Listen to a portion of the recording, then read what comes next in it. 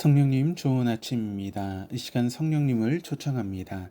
오늘도 내 안에 오셔서 하나님을 기쁘시게 드릴 것을 소원하게 해주세요. 오늘 말씀을 통해 구체적으로 무엇을 해야 할지를 깨닫게 해주세요.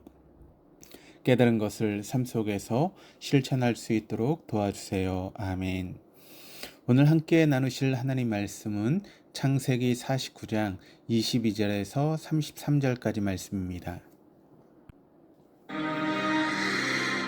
요셉은 무성한 가지, 곧 샘 곁에 무성한 가지를 그 가지가 담을 넘어도다.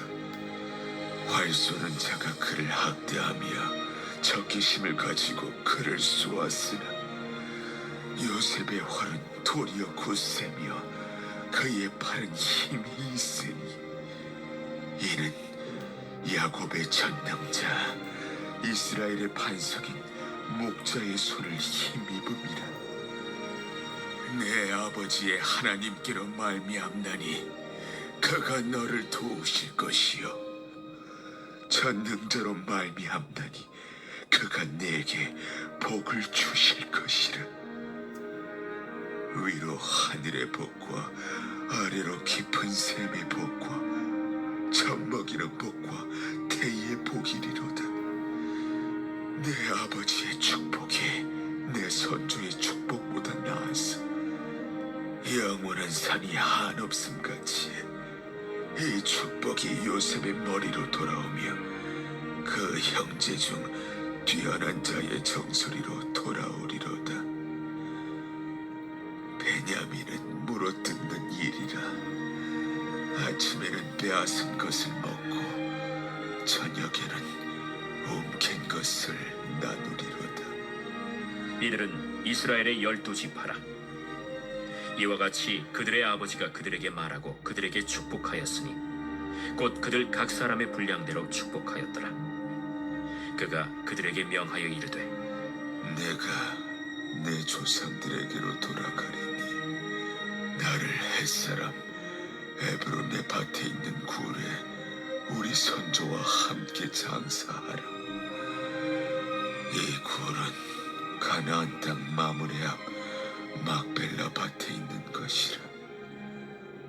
아브라함이 햇사람 에브론에게서 밭과 함께 사서 그의 매장지를 삼았으므로 아브라함과 그의 아내 사라가 거기 장사되었고 이삭과 그의 아내 리브가도 거기 장사되었으며 나도 레아를 그곳에 장사하였노라. 이 밭과 거기 있는 굴은 햇사람에게서 산 것이니라. 야곱이 아들에게 명하기를 마치고 그 발을 침상에 모으고 숨을 거두니 그의 백성에게로 돌아갔더라. 창세기 49장은 야곱이 모든 아들들에게 그들의 미래가 어떻게 될지를 말하며 하나님의 복을 빌어주는 장면입니다. 야곱의 축복이 의미가 있는 지점은 그 축복의 말씀이 아들들의 삶의 현장과 무관한 상태, 그런 진공 상태에서 나오는 축복이 아니라 아들들이 지금까지 아버지 앞에서 보여준 성품과 삶에 기반한 축복이었다라고 하는 점입니다. 하나님은 야곱을 통해 야곱의 후손들이 현재까지 살아온 삶에 기반하여 축복하게 하셨고 그 말씀에 부합하도록 그들을 인도하셨습니다. 야곱이 단순히 아버지이기 때문에 좋은 말들로만 축복할 수 있는 것이 아닙니다. 아들들이 그동안 아버지와 하나님 앞에서 보여온 삶을 기반으로 축복의 말씀을 남긴 것이라면, 그리고 그 축복 예언이 당사자뿐만 아니라 그 후손들에게도 지대한 영향력을 행사하는 것이라면 오늘 우리가 살아가는 하루하루는 어쩌면 나만의 것이 아니라 후손들의 삶의 수준까지도 결정지을 수 있는 공적인 것임을 알아야겠습니다. 마지막 라헬의 아들들 요셉과 베냐민에 대한 축복의 말씀과 이후 야곱이 자신의 장래에 대해 유언하고 별세하는 장면까지 나타나는 오늘 본문을 살펴보면서 오늘 하나님께서 우리에게 주시려는 메시지가 무엇인지 알아가 보도록 하겠습니다. 22절입니다. 요셉은 무성한 가지 곧 생곁에 무성한 가지라 그 가지가 담을 넘었도다.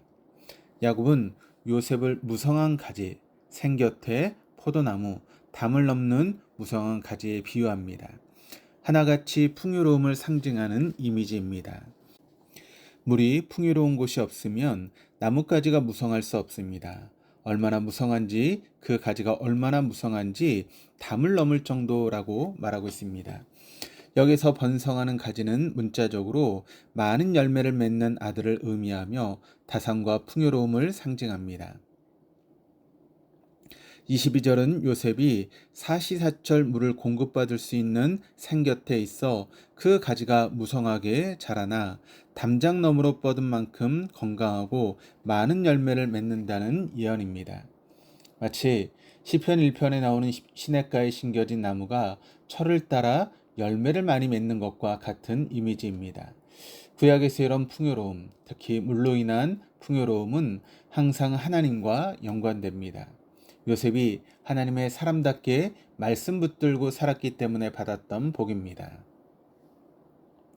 이런 요셉의 번성은 대적으로부터 공격의 빌미가 되었습니다.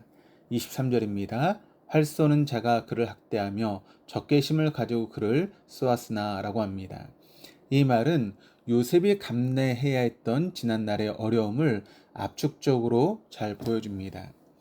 요셉을 공격하는 사람으로부터 학대를 받을 만큼이라고 합니다. 여기서 학대하다라고 해당되는 히브리어는 하나님의 권위에 반항하다, 맛있다, 또 매우 괴롭다라고 하는 그런 뜻의 마라입니다. 단순히 두 당사자들의 갈등이 아니라 하나님의 말씀대로 살았던 요셉을 괴롭게 하는 것이 곧 하나님의 권위에 반항하는 것과 같은 의미라고 하는 것입니다. 실제로 요셉이 겪었던 어려움은 요셉 개인의 잘못에서 기인한 것이 아니었습니다. 24절입니다. 요셉의 활은 도리어 굳세며 그의 팔은 힘이 있으니 대적의 공격에도 요셉은 넘어가지 않고 굴복하지 않았습니다. 오히려 활은 더 굳세며 팔에 힘이 있습니다. 요셉이 매사에 기민해서가 아니었습니다. 요셉이 보디발의 아내의 손길을 뿌리치며 했던 말 창세기 39장 9절에 보시면 내가 어찌 이 큰 악을 행하여 하나님께 죄를 지으리이까. 이 말씀에서 알 수 있듯이 매 순간 자신과 함께 하시는 하나님을 바라보고 살았기 때문입니다. 인간적인 얕은 수를 쓰지 않고 부하내동하지 않고 하나님께서 기뻐하신 길을 모색하여 그 길로 행하는 것만이 우리의 활을 굳세게 하며 팔에 힘이 있게 만드는 유일한 길입니다. 하나님은 자기 백성이 눈을 들어 하나님의 도우심을 바라며 말씀 따라 행할 때 그를 모른 척하지 않습니다. 24절 마지막 말씀대로 야곱의 전능자 목자와 이스라엘 반석의 목자의 손을 힘입을 수 있습니다. 하나님의 손이 요셉과 함께하여 그를 이기게 하십니다. 하나님 말씀 붙잡고 살면 세상이 우리를 어찌하지 못합니다.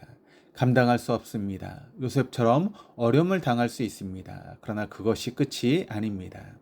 말씀 붙들고 사는데 하나님께서 복을 주시지 않을 까닭이 없습니다. 25절, 26절에 있습니다. 내 아버지의 하나님께로 말미암나니 그가 너를 도우실 것이요 전능자로 말미암나니 그가 내게 복을 주실 것이라. 위로 하늘의 복과 아래로 깊은 샘의 복과 젖먹이는 복과 태의 복이리로다. 내 아버지의 축복이 내 선조의 축복보다 나아서 영원한 산이 한없음 같이 이 축복이 요셉의 머리로 돌아오며 그 형제 중 뛰어난 자의 정수리로 돌아오리로다.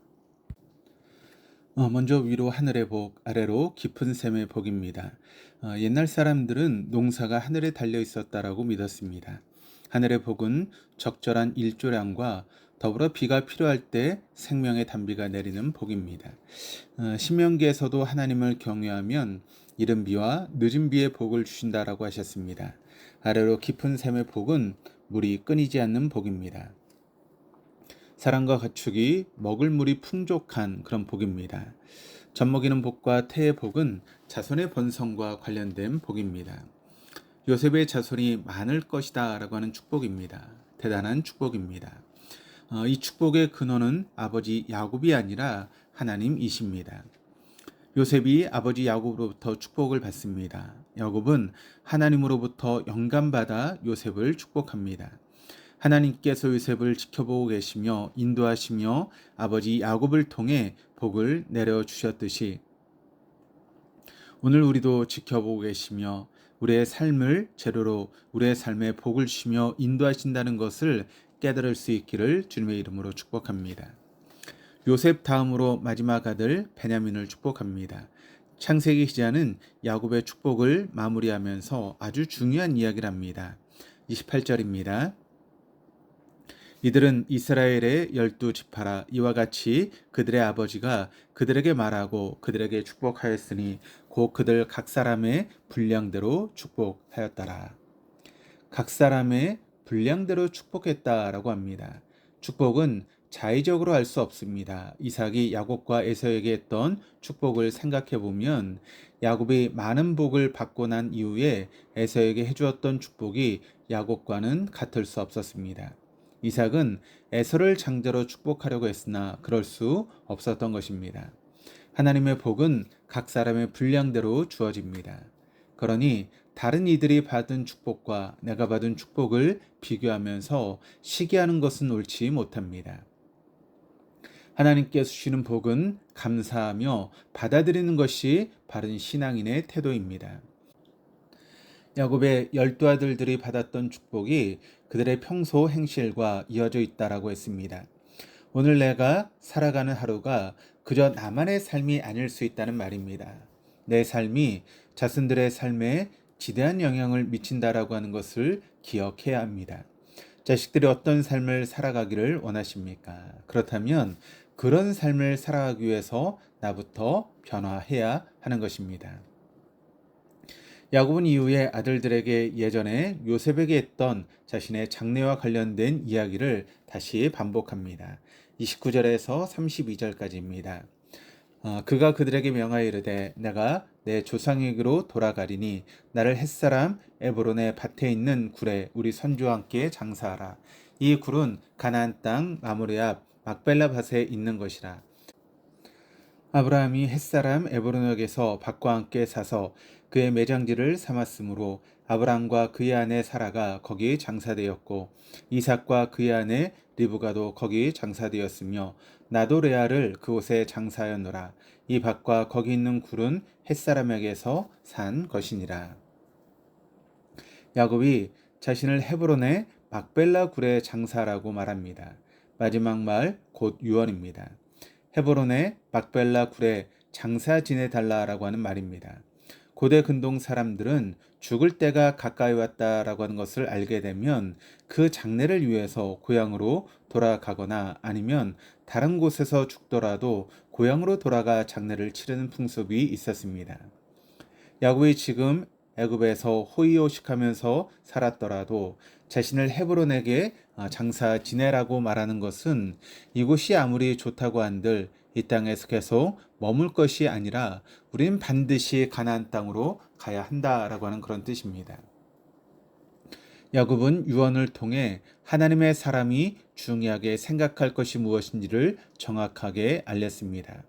애굽에서 누리는 풍요로움이 중요한 것이 아니라 하나님의 약속을 바라보며 사는 믿음이 중요하다라고 하는 메시지를 후손들에게 남긴 것입니다. 야곱은 자신의 죽음으로 살았을 때보다 더 큰 믿음의 메시지를 후손들에게 남겼습니다. 고향으로 돌아가지 않고 헤브론에서 죽었던 사라, 그 사라를 위해서 약속의 땅에 매장지를 마련했던 아브라함, 약속의 땅의 범주를 벗어나 본 적이 없는 이삭과 리브가에 이어서 애굽에 살면서도 그 땅을 바라보고 살기를 요청하는 야곱까지 참 믿음의 사람들이 한결 같습니다. 하루하루를 살아간다라고 하는 말은 다른 말로 하루하루를 죽어간다라고 하는 말입니다. 그렇다면 우리는 조금 더 하나님과 가까워져 하나님께 접속된 인생, 그 말씀을 이루는 인생을 살아가야 할 것입니다.